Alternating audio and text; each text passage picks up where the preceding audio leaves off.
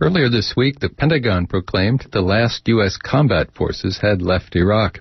This after an armored unit drove out of the country and crossed the border into Kuwait. However, there'll still be 50,000 U.S. troops in Iraq. An Iraq veteran turned war critic, Camilo Mejia, said that 4,000 U.S. troops who are leaving Iraq will be replaced by 7,000 employees of private military contractors.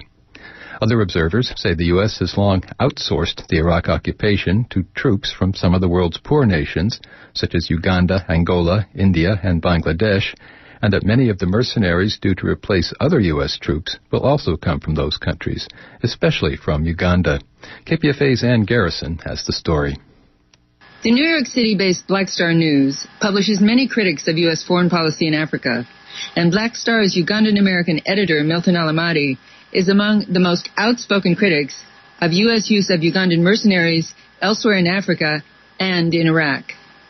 This is not surprising. It's a disturbing development, and something needs to be done to really stop this, because Ugandans are being victimized by the dictator, Yoweri Museveni, and now in collusion with the United States government. And another reason why this is very disturbing, it's an extension of the U.S. has been doing for a couple of years now with respect to Uganda, outsourcing torture of people interdicted by the United States to Uganda. And this was well documented in a report by Human Rights Watch that has not garnered sufficient attention. The report is called Open Secret, Illegal Detention and Torture by the Joint Anti-Terrorism Task Force in Uganda. It was published last year, April 8, 2009, and it says that the United States provided not only training, but also $5 million for Uganda security agents to torture individuals detained in Uganda, which is illegal according to the Leahy Amendment, an amendment by Senator Patrick Leahy, which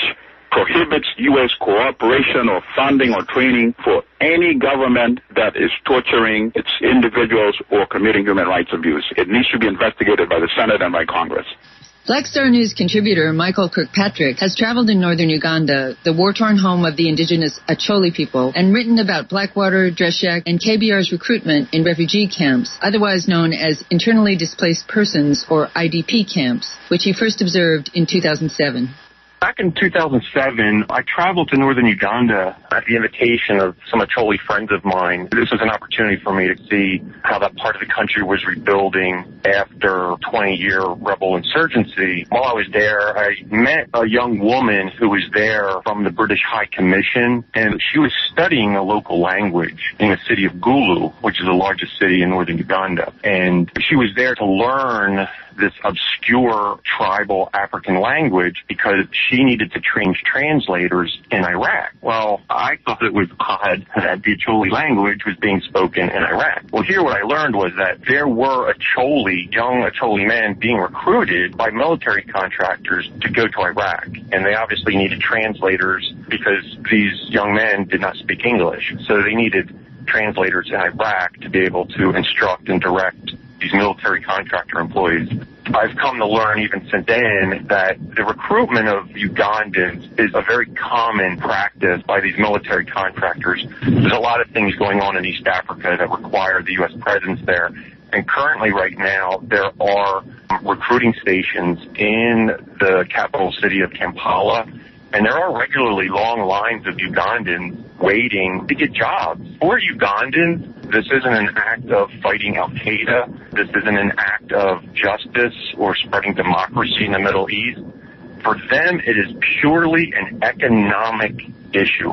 They need the job. They need the money. From my point of view, we are exploiting desperate people. We're bribing them with money to carry weapons into a war that is not theirs. Recruiting stations are private military contractor stations, or they're U.S. military? They are private. They are not U.S. military. They're not manned or stationed by U.S. military. But believe me, U.S. military is paying their bills.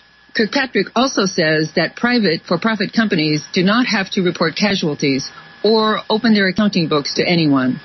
His report on the use of Ugandan mercenaries to replace troops leaving Iraq will be available on the Black Star News website later this week.